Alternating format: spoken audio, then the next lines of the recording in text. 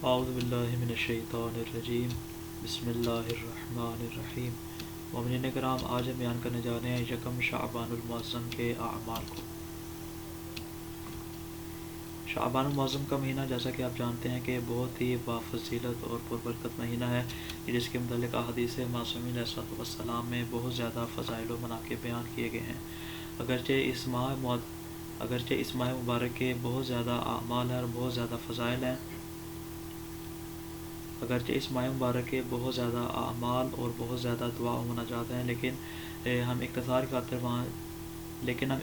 خاطر یہاں پہ صرف چند ایک اعمال پہ اکتفا کریں گے اور انہی اعمال کی جانب اشارہ کریں گے کہ جن کے متعلق حدیث میں بہت زیادہ تاکید وارد ہوئی ہے۔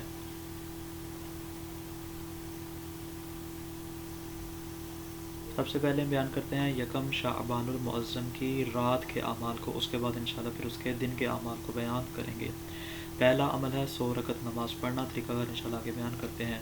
دوسرا عمل ہے 12 رکعت نماز پڑھنا، اور تیسرا عمل ہے 2 رکعت نماز پڑھنا۔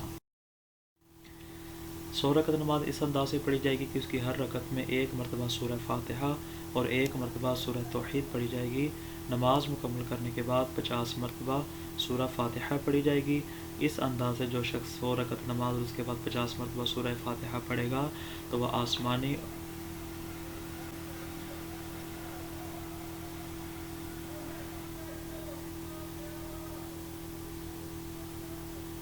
آسمانی اور زمینی شر سے محفوظ رہے گا۔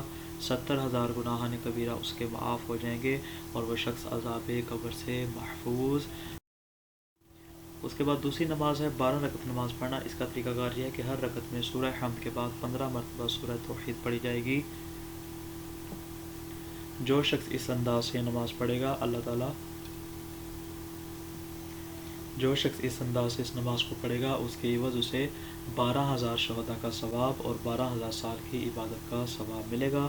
اس کے تمام گناہ ایسے پاک ہو جائیں گے جیسے ابھی شیخ مادہ سے باہر آیا ہے، اور اس کو قرآن کی ہر ایک آیت کے بدلے میں اللہ جنت میں ایک محل عطا کرے گا۔ اتنی زیادہ فضیلت ہے اس نماز کے ادا۔ تیسرا عمل ہے 2 رکعت نماز پڑھنا۔ اس کا طریقہ کار یہ ہے کہ ہر رکعت میں سورہ حمد کے بعد 30 مرتبہ سورہ توحید پڑھی جائے گی، اور نماز مکمل کرنے کے بعد یہ والے کلمات اپنی زبان سے جاری کرے، اللہم اہدی عندک الی یوم القیامہ، تو وہ ابلیس اور اس کے لشکر سے محفوظ ہو جائے گا اور خدا اسے صدیقین کا ثواب عطا کرے گا۔ یہ ہے یکم شعبان المعظم کی رات کے اعمال۔ اب بیان کرتے ہیں شعبان المعظم کے یکم شعبان المعظم کے دن کے اعمال کو۔ البتہ دن میں جو ہے وہ دیگر دعا مناجات بیان کی ہے، لیکن سب سے زیادہ جو بہترین عمل ہے وہ ہے یکم شعبان کا روزہ رکھنا۔ امام جعفر صادق علیہ السلام ارشاد فرماتے ہیں، جو شخص یکم شعبان کا روزہ رکھے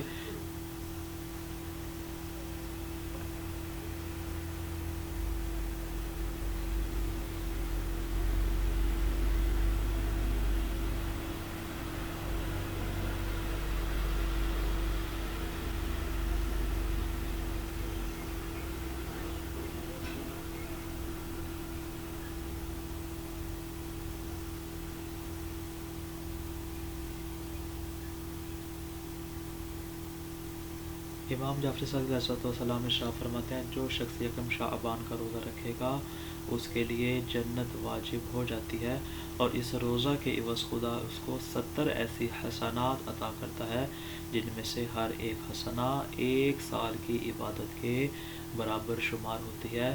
سب سے زیادہ بہترین عمل جو یکم شعبان کے دن کا ہے وہ یہی روزہ ہے، جس کے متعلق ائمہ معصومین علیہ السلام نے بہت زیادہ تاکید فرمائی ہے۔ السلام علیکم ورحمۃ اللہ وبرکاتہ۔